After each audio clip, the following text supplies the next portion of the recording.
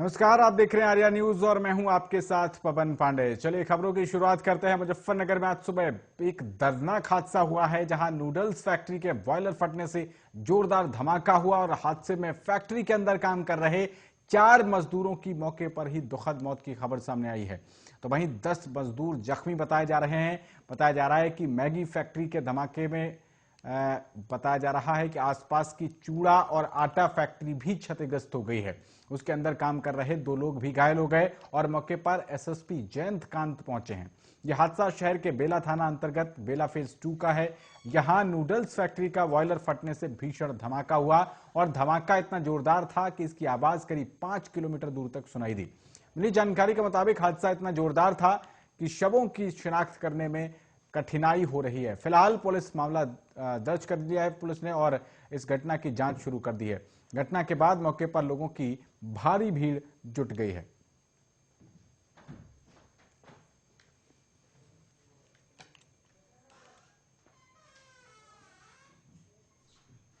आगे बढ़ते हैं। मध्य प्रदेश में पंचायत चुनाव को लेकर नया मोड़ आ गया है। कैबिनेट ने चुनाव निरस्त कराने को लेकर राज्यपाल के पास प्रस्ताव भेजा है और राज्यपाल प्रस्ताव पर मोहर लगवाने के बाद राज्य निर्वाचन आयोग को चुनाव निरस्तीकरण के लिए निर्देश दे सकते हैं। ये जानकारी प्रदेश के गृहमंत्री नरोत्तम मिश्रा ने दी है। बता दें कि बीते शुक्रवार को ही मध्य प्रदेश के गृहमंत्री डॉक्टर नरोत्तम मिश्रा ने प्रेस कॉन्फ्रेंस में कहा था कि कोरोना के केस बढ़ रहे हैं। ऐसे में व्यक्तिगत राय यह है कि पंचायत चुनाव को टाला जाना चाहिए। कोरोना काल में अन्य राज्यों में पंचायत चुनाव के अच्छे नतीजे सामने नहीं आए हैं। उन्होंने कहा था कि चुनाव किसी की जिंदगी से बड़े नहीं हैं। लोगों की जान हमारे लिए पहली प्राथमिकता है और पंचायत चुनावों का हमारा जो पहले का अनुभव है, अन्य प्रदेशों में चुनाव हुए थे उनसे लोगों की सेहत को काफी नुकसान हुआ था। उन्होंने कहा कि मेरी व्यक्तिगत राय है कि कोरोना की दहशत को देखते हुए चुनावों को टाला जाना चाहिए। अब इसी के मद्देनजर मध्य प्रदेश की कैबिनेट ने यह प्रस्ताव पारित करते हुए राज्यपाल के पास भेज दिया है।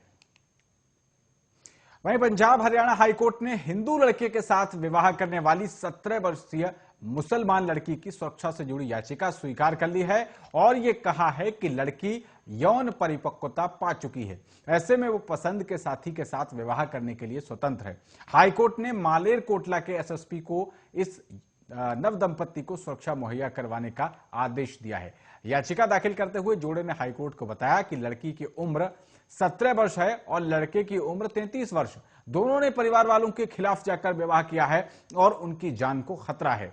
याचिकाकर्ता ने कहा कि मुस्लिम धर्म के मुताबिक यौन परिपक्वता पाने के बाद लड़का और लड़की दोनों को ही विवाह के लिए पात्र माना जाता है। ऐसे में उन्हें सुरक्षा दी जाए। वहीं हाईकोर्ट ने याचिका पर सुनवाई करते हुए स्पष्ट किया कि प्रिंसिपल्स ऑफ मोहम्मदन लॉ के तहत 15 साल की लड़की यौन परिपक्वता पाने के बाद विवाह के लिए योग्य मानी जाती है। इस मामले में लड़की 17 वर्ष की है और लड़की ने घर वालों के खिलाफ जाकर विवाह किया है। केवल इस वजह से उसके संवैधानिक अधिकारों से उसे वंचित नहीं किया जा सकता है। हाईकोर्ट ने याचिका को मंजूर करते हुए अब मालेर कोटला के एसएसपी को आदेश दिया है कि वो दंपति की सुरक्षा को सुनिश्चित करने के लिए उचित कदम उठाए।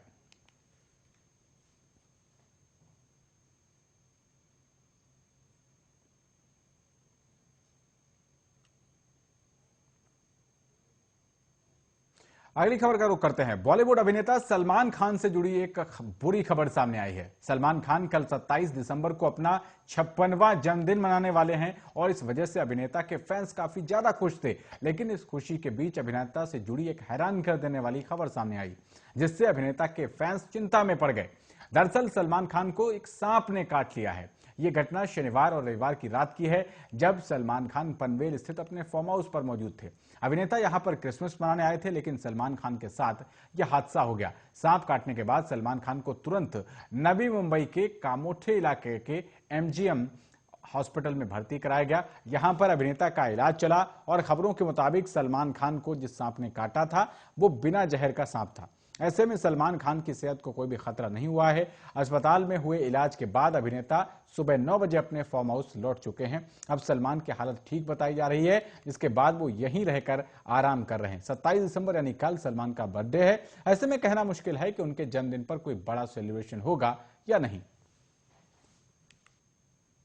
अगली खबर का रुख करते हैं। कृषि मंत्री नरेंद्र तोमर के कृषि कानूनों पर फिर आगे बढ़ने वाले बयान पर विपक्ष हमलावर हो गया है। कांग्रेस के प्रवक्ता रणदीप सिंह सुरजेवाला ने कहा है कि मोदी सरकार के मंत्री के बयान से उनके किसान विरोधी षड्यंत्र एक बार फिर से बेनकाब हो गए हैं। ये साफ है कि 5 राज्यों के विधानसभा चुनाव में फायदे के लिए ही कृषि कानूनों को वापस लिया गया था। उन्होंने कहा कि एक बार चुनाव होने के बाद मोदी सरकार अपने मित्र पूंजीपतियों के फायदे के लिए किसान विरोधी इन कानूनों को नई शक्ल में दोबारा थोपेगी। सुरजेवाला ने यह भी कहा कि केंद्र के काले कृषि कानूनों के खिलाफ 380 दिन से भी ज्यादा दिल्ली की सीमाओं पर आंदोलन किया गया। इसमें 700 से भी ज्यादा किसान वीरगति को प्राप्त हुए। आखिर में अहंकारी मोदी सरकार को झुकना पड़ा और प्रधानमंत्री ने किसानों से माफी मांगी और तीनों काले कानून संसद में वापस ले लिए। कांग्रेस पार्टी ने तब भी इसे चुनावी भय से किया हुआ राजनीतिक स्टंट बताया था और उसके बाद से बीजेपी नेताओं के बयानों से ये साफ भी हुआ। वहीं 21 नवंबर 2021 को राजस्थान के राज्यपाल कलराज मिश्रा ने कहा था कि ये कानून किसी और शक्ल में वापस लाए जाएंगे। इसी दिन उन्नाव के सांसद साक्षी महाराज ने एक सार्वजनिक सभा में कहा कि तीनों कानूनों को वापस लाया जाएगा। अब कृषि मंत्री ने भी इसे दोहराया है। सुरजेवाला ने कहा कि लेकिन कांग्रेस का यह संकल्प है कि मोदी सरकार की इस झूठ फूट की और लूट की राजनीति को पूरी तरह से विफल किया जाएगा।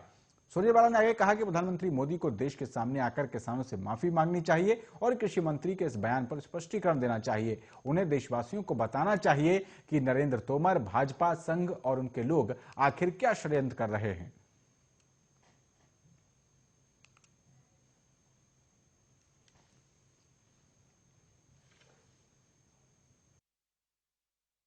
देश के किसानों और देशवासियों से भी हम ये कहेंगे कि देश का अन्नदाता किसान और खेत मजदूर 140 करोड़ लोगों की खाद्य सुरक्षा की लड़ाई लड़ रहा था। और अगर आप ये चाहते हैं कि पूंजीपतियों के दबाव में मोदी सरकार एक बार फिर ये काले कानून वापस ना लेकर आए, तो 5 राज्यों में भारतीय जनता पार्टी का सूपड़ा साफ करना ही एकमात्र रास्ता और तरीका है। भाजपा को वोट की चोट से उत्तर प्रदेश में, उत्तराखंड में, पंजाब में और बाकी राज्यों में इतनी करारा सबक सिखाइए कि दोबारा फिर वो चोर दरवाजे से खेती विरोधी काले कानून जो वापस लिए गए सबसे बड़े देश के किसान आंदोलन के बाद, उन्हें चोर दरवाजे से वापस ना ला सकें। देश के प्रधानमंत्री मोदी जी को भी देश के सामने आकर किसानों से माफी मांगनी चाहिए और स्पष्टीकरण देना चाहिए कि वो और तोमर साहब और भाजपा और आरएसएस और उनके लोग क्या षड्यंत्र कर रहे हैं कि एक तरफ काले कानून वापस ले लिए गए, दूसरी तरफ मोदी जी की सहमति से नरेंद्र तोमर जी कृषि मंत्री कह रहे हैं कि ये बड़े प्रोग्रेसिव कानून थे, ये किसानों को रास नहीं आए और ये एक कदम पीछे हटे हैं, दोबारा फिर लेकर आएंगे। देश के किसानों और देशवासियों से भी हम ये कहेंगे कि देश का अन्नदाता किसान और खेत मजदूर 140 करोड़ लोगों की खाद्य सुरक्षा की लड़ाई लड़ रहा था। और अगर आप ये चाहते हैं कि पूंजीपतियों के दबाव में मोदी सरकार एक बार फिर ये काले कानून वापस ना लेकर आए, तो 5 राज्यों में भारतीय जनता पार्टी का सूपड़ा साफ करना ही एकमात्र रास्ता और तरीका है। भाजपा को वोट की चोट से